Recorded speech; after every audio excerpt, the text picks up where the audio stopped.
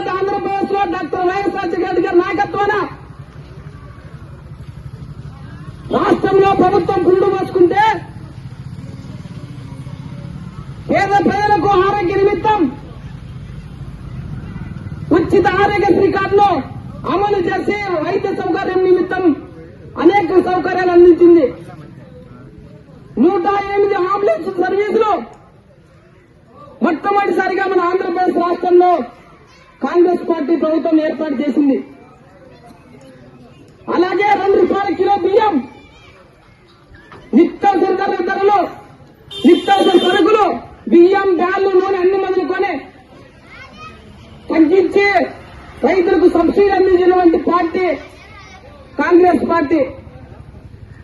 కొంతమంది పాలకులు, కొన్ని పార్టీలు ఎలక్షన్స్ వచ్చేపాటికి రైతులకు, యువతకు సుక్క ముక్క ఇచ్చి 6 నెలలు మభ్యపెట్టి ఓట్లు వేయించుకొని అధికారంలోకి వచ్చిన తర్వాత విలాసవంతమైన జీవితాలు గడుపుతా ఉన్నారు.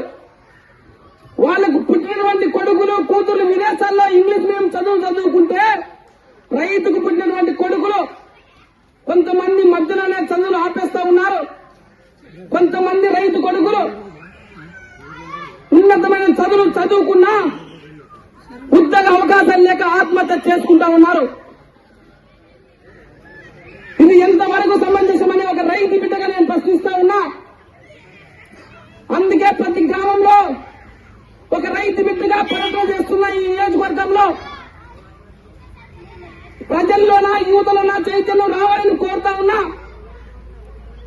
గ్రామాల్లోన నీటి సౌకర్యం కన్నా మధ్య సౌకర్యం ఏర్లై పారుతా ఉంది.